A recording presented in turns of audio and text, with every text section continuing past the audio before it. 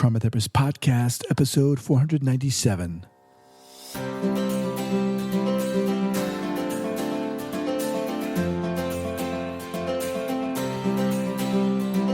All right, guys, welcome to the Trauma Therapist Podcast. My name is Guy McPherson. My mission is to raise awareness of trauma and to support new trauma therapists just starting out on their trauma-informed journey.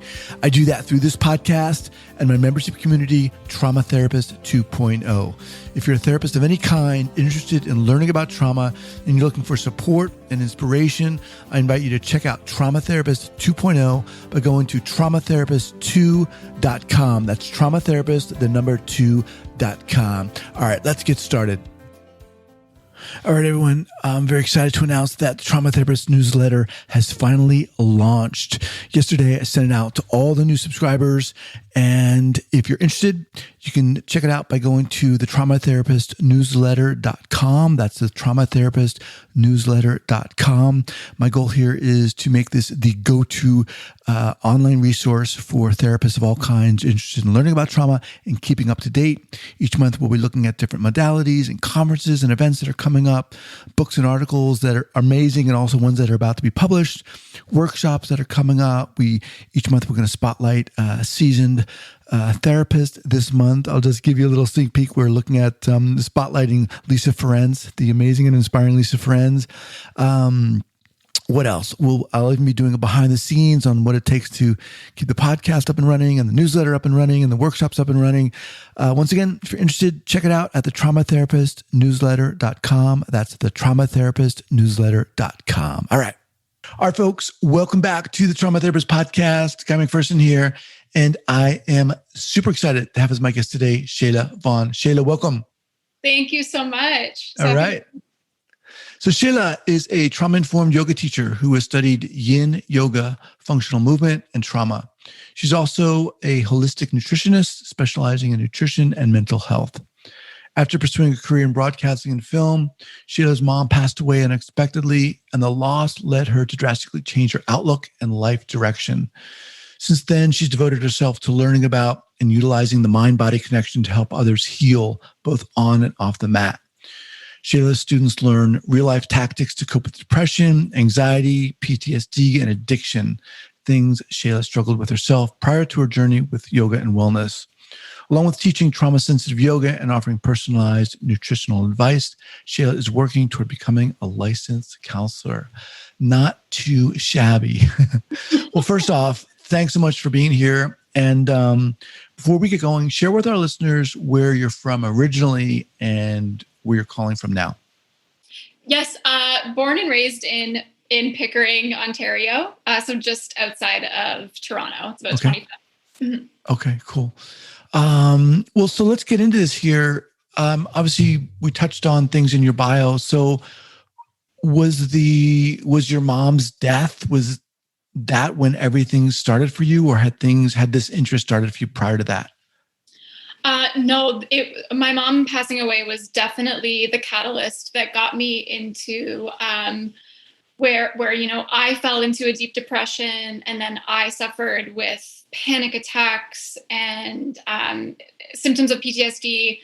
That's where I battled my own addiction. And through that, having that breakdown to have the breakthrough into wellness, that's how I got involved in it.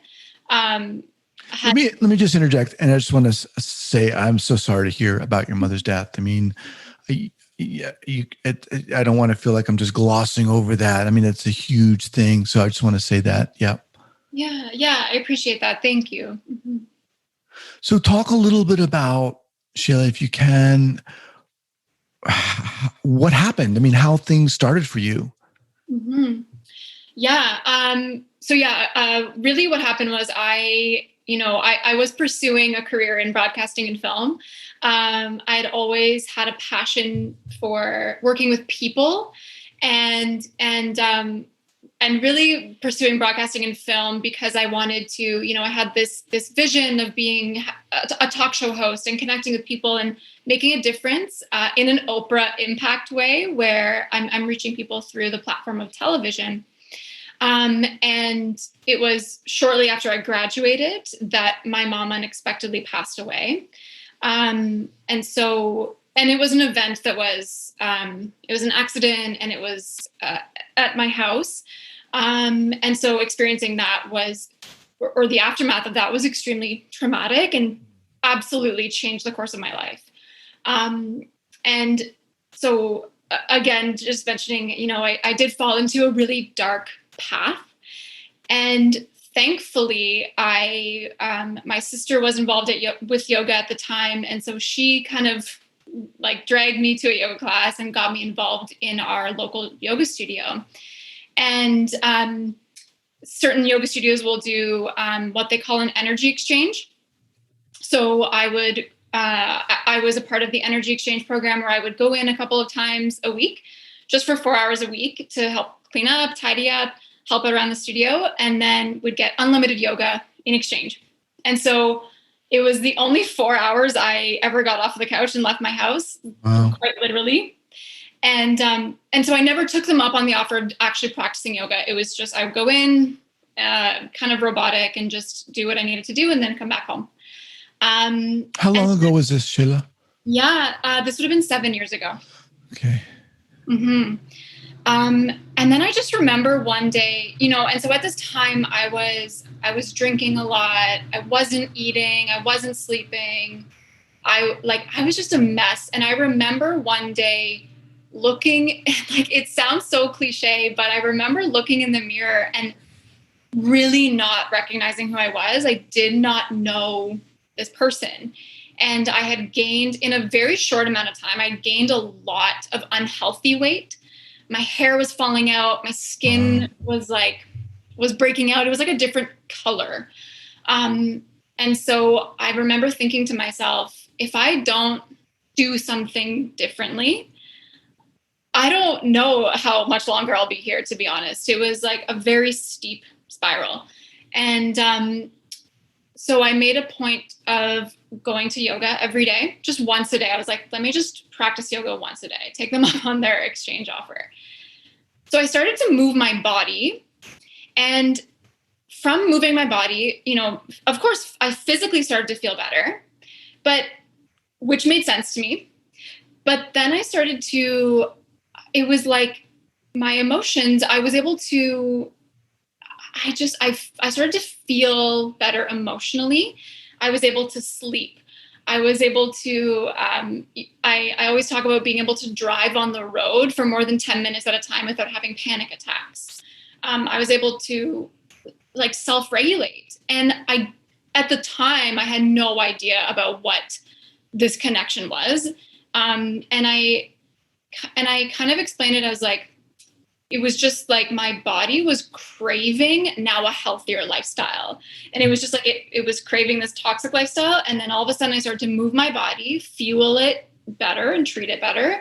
And then it shifted into craving, like I was quite literally craving dark leafy greens, fruits and vegetables, water.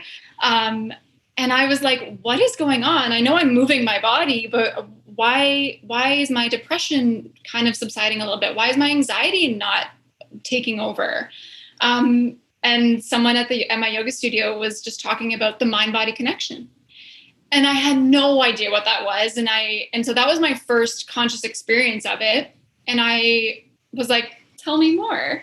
And so I found out about the mind-body connection, and I became fascinated by it. And then someone introduced holistic nutrition to me at the time too. And so within a year, my mom had passed away in July of 2013. And in July 2014, I was in my yoga teacher training. And then that September, I was going back to school for holistic nutrition, because I just became so passionate about wanting to give back to help other people heal and get through what they're going through. Wow. You mentioned that your mom passed away at your house. Mm-hmm. Was there a lot of feelings about that fact? So was that rolled up in how you were feeling, in your depression and your anxiety? Or was it just the fact that my mom is not here and the grief of that? Yeah. I think I think it's both. It was really what happened was my mom battled addiction. And one night, was ended up mixing pain pills with alcohol and actually passed out in our pool. So it wasn't anything that was intentional. And my dad found her. And so at the time it was me, I was home with my brother and my dad. And so, hearing, like, I'll never forget, right? That's embedded in your body. Hearing the scream and then going through that whole process. And so, yeah, I think that because the environment, it's so crazy to try and explain, because it's like my whole house was always so magical because of her. But then there's such a dark cloud that will always be there as well. So it's like you're trying to escape this time, but you can't, because you live here. So it's like, it was just this, I think it was both. It was like losing the love of my life, losing my best friend, my reason for being, and then having it happen at my home as well was extremely challenging. This is, first of all, thank you for sharing this and coming on and talking about this. And I mean, I can't imagine that. I cannot imagine that. And the fact that you kind of moved through this the way you did, and, like you said, looked in the mirror and you didn't even recognize yourself. What was that feeling like? I mean, when you didn't recognize yourself, what was going through your mind? And talk about that. I know it wasn't this binary on-off thing. What was that shift like for you? Mm-hmm. Yeah. I wish, and this is the funny thing about healing too, is I wish I could say that it was just, I looked in the mirror once and then I changed forever. But I'm sure, that there were still a lot of ups and downs. But the moment was just, I think a big part of it actually was seeing the pain that my dad was in, and seeing the pain that because of my struggling, and I just couldn't bear to put him through any more suffering. And so I think when I reflect now, I think a big part of it was really just wanting to pull through and make it for my dad, which then becomes a desire for myself.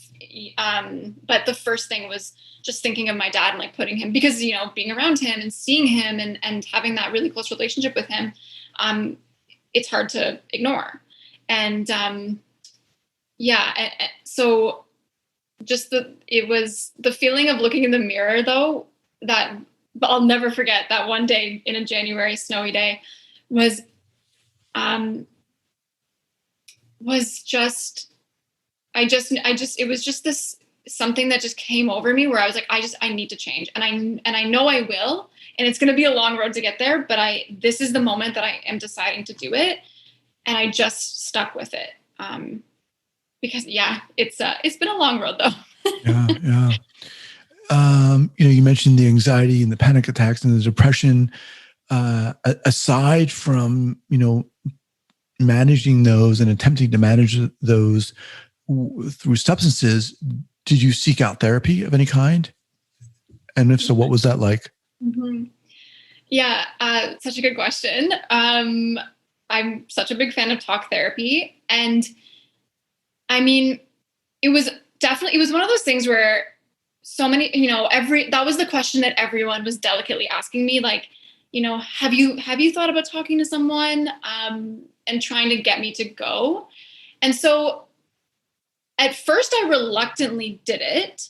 And now now knowing what I know, I understand why it was so difficult for me to talk about it, because there's a part of you that shuts down after trauma, right? And so it's really difficult to verbalize how you're feeling and what's going on. But so I definitely sought therapy and did a number of sessions with different therapists over the span of a few years. But, and this was just my personal experience. I have to say though, a lot of my therapy came from yoga and came from yoga teachers who I also now know have gone through their own trauma and have gone through, excuse me, have been through a lot to be able to bring wisdom and instill it in their yoga classes and do it in a way that plants seeds that foster change. So when I look back on my healing, I really, there are a couple of yoga teachers that really stand out for me. And I think, there's like a shift that happened on my yoga mat that then prepared me to be able to then appropriately seek talk therapy. But, it would have been so difficult, I think, for me to do that, having not had yoga first. Okay. So you got to get specific. What are these seeds that they planted? Yeah. How did they do that? Oh my goodness. So, and so this is how I like to teach yoga now, but there's I think sometimes, and understandably, when we think of going to a yoga class, we're thinking that, we're just going to hear how to breathe, like take an inhale, exhale, put your foot here, down dog, like very structured classes. And so that's what I thought yoga was too, of course. Right. But at my home studio, there was one teacher specifically that, she would make her classes had themes that were well beyond, being asana based or physical pose based, like anatomy based, or even yoga philosophy based. They were like real life wisdom of, bringing it, like telling stories. There's a way to teach a class where you can bring in, you're just telling a story and you're asking open-ended questions. And so when you do that in a way that gets people to think, because maybe they're in a pose for a minute or they're for 5 breaths, they think and they start to, like, the question and answer both lands in their body and also like the answer can come out from your body as well. And so like, I just remember being so in awe of this one teacher, because it was so impactful and just being able to, I'm so sorry. It's so difficult to pinpoint like a specific thing that might be asked, but what these teachers do, and then I realize now, is like it's just talking about it's a continuous theme through the class of asking questions, and it's just asking questions. It's not offering advice, but it's getting people to think, and it's so profound what that can do, and really just hold space for it. So, and I think that's a big part of it too. I think along with planting these seeds that get you to think critically about your own life, is really just the way that they would show up and be teachers, in the sense of being able to really see you and hold space for you. It goes so far with people, because we don't feel seen a lot of the times. We don't feel understood. And when you feel that in a yoga class, it's unbelievable. Yeah. Wow. I mean, I think you're really hitting some pretty profound ideas here. Seriously. I mean, we talk a lot about, on this podcast, the importance of authenticity and seeing and providing not just space, but hope, without even talking. And what you're talking about here is just, utilizing the body, and the way you're describing this teacher and these teachers is really exciting. It's empowering. So, okay. So I want things to unfold here. And so obviously you were inspired by this. Oh my goodness. Yeah. Yeah. and these teachers know who they are. The first teacher at my home yoga studio, she was the reason I became a yoga teacher, because I didn't know that yoga could not even change, but save someone's life. And I just, I have such deep love for her and these teachers, because it, and I'm a little biased, but I think that yoga teachers can change the world. And it's very exciting. So talk to us about your kind of transition to being a teacher and so forth, and really also kind of the mission behind it. Mm-hmm. Yeah. I mean, so becoming a yoga teacher was, I don't think I thought that I was going to pursue it full time, or, that was going to be my career. I just knew that I wanted to help people. But I really quickly fell in love with it. And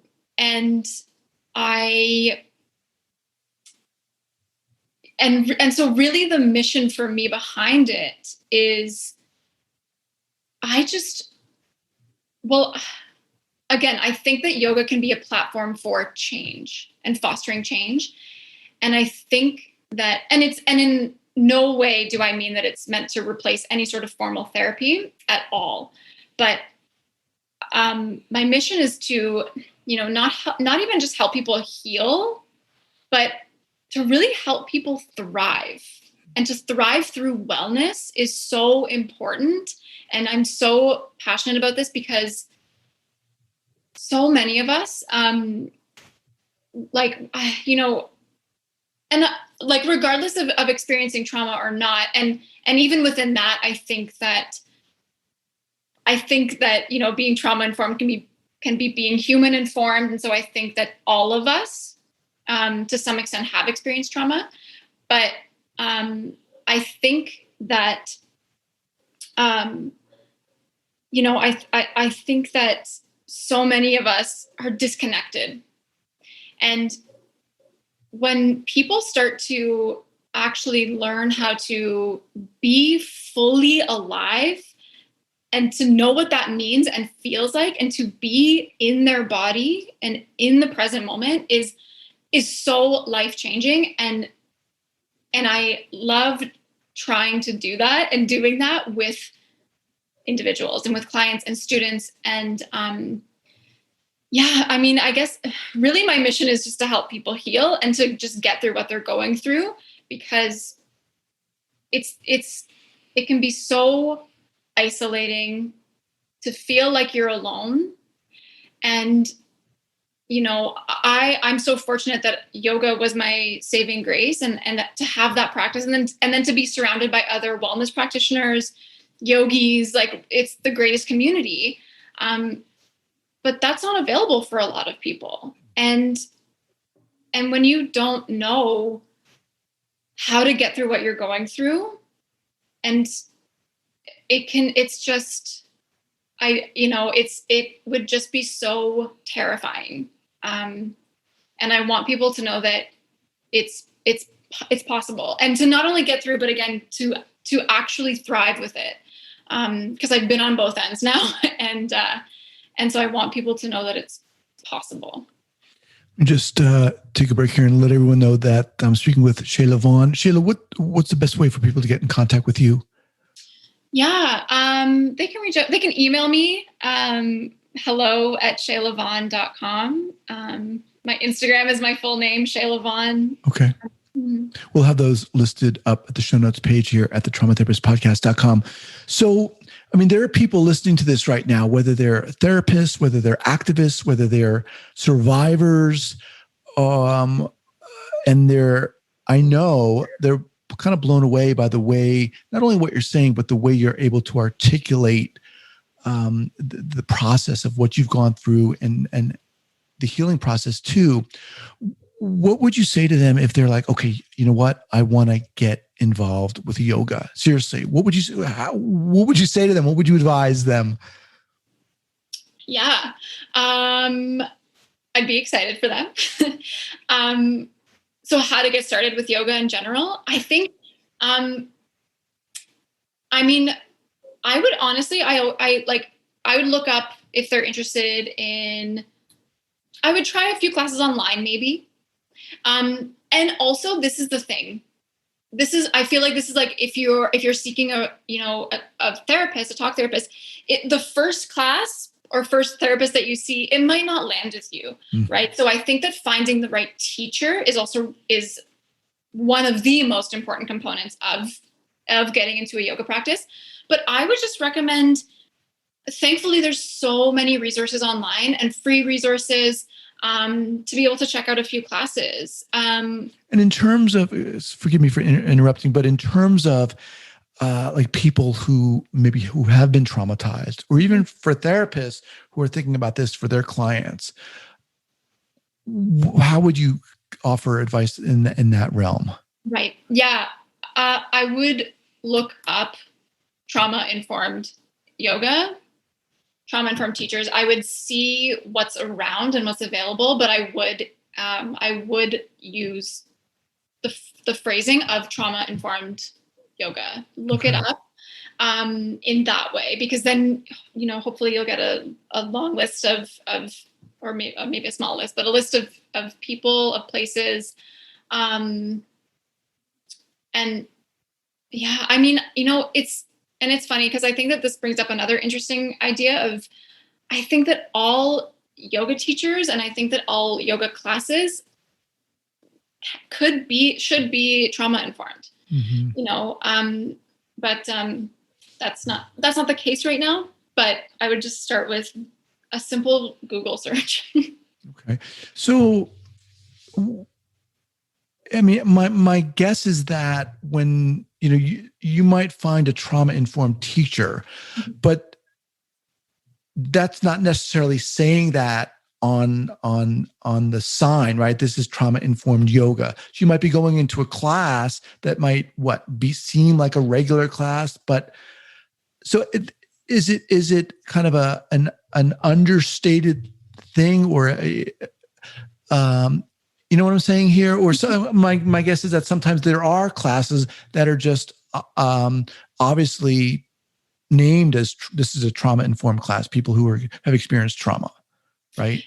Yes. Yeah. I think I see what you're saying. Yeah. It's not necessarily so easy to find a class that's like trauma-informed yoga class tonight at 6:30. Right. Yeah. Yeah, that's a really good point. In that instance, what I actually might do or suggest is actually reaching out to, so maybe there's a studio around, or if you know a yoga teacher, I would start a conversation trying to find a specific trauma-informed yoga teacher who can better support that individual who might be looking for it. Because yeah, you're right. And I think that's why I keep hesitating, because I'm thinking of how I would find a trauma-informed yoga class. But if I'm someone who's gone through trauma, maybe I don't even necessarily want to be looking that up. And maybe, but that's what I need. I would do it in a roundabout way of finding a yoga studio, emailing them, asking if they know of any trauma-informed yoga teachers, and then taking it from there. Because I think that in the world of the yoga community, people are very connected, and they are kind of aware of who is trauma-informed, what that means, and how they can, and they're really amazing at wanting to help support people who are looking for yoga. Okay, cool. All right. So what are you doing now? Mm-hmm. And I mean, I know this is a crazy time, but professionally, what are you doing now? Yeah. So I work with, so now virtually, but I work with clients one-on-one, is my main focus, doing private yoga, and doing programs that are yoga and nutrition sometimes. So kind of tackling two things to help on a more holistic approach to help them heal. So that's really what I'm working on. And I'm also, right now I'm back in school for psychology and counseling, just because the world of counseling, mental health, yoga, nutrition all go so well together. They complement each other well. And then in January, I'm launching my 30-hour trauma-informed yoga teacher training. Oh, nice. Cool. Yeah. But yeah, so right now it's really just working with clients one-on-one a lot. Okay. And people can contact you again. We'll have those listed up at the show notes page. That was Shayla Vaughan on Instagram. Yes. Yeah. Okay. They can reach out on Instagram. They can email me. Or they can join an online yoga class on my site as well. Okay, cool. And in terms of, as we kind of wrap up here, any go-to book recommendations, whether yoga related or not, or trauma related or not, what would you say? Yeah. I actually have it right next to me, but it's Overcoming Trauma Through Yoga by David Emerson. Okay. Yeah, he's been on the podcast before. I was going to say, I feel like, it's that's amazing. And this book is, it's a really easy read. It's so simple. I'm sure he's probably talked about his own book. So, but it's amazing for anyone who's curious about why yoga is an effective method for helping overcome trauma. Awesome.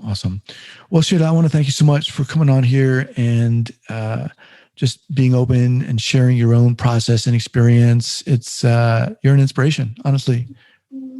Yeah. Thank you so much. It was so lovely to be here and to meet you. All right. We'll be in touch. Yes. All right. Take care. You too. All right, everyone. I'm very excited to announce that the Trauma Therapist newsletter has finally launched. Yesterday, I sent it out to all the new subscribers. And if you're interested, you can check it out by going to the traumatherapistnewsletter.com. That's the traumatherapistnewsletter.com. My goal here is to make this the go-to online resource for therapists of all kinds interested in learning about trauma and keeping up to date. Each month, we'll be looking at different modalities and conferences and events that are coming up, books and articles that are amazing, and also ones that are about to be published, workshops that are coming up. Each month, we're going to spotlight a seasoned therapist. This month, I'll just give you a little sneak peek. We're looking at spotlighting Lisa Ferenz, the amazing and inspiring Lisa Ferenz. What else? I'll even be doing a behind the scenes on what it takes to keep the podcast up and running and the newsletter up and running and the workshops up and running. Once again, if you're interested, check it out at the traumatherapistnewsletter.com. That's the traumatherapistnewsletter.com. All right.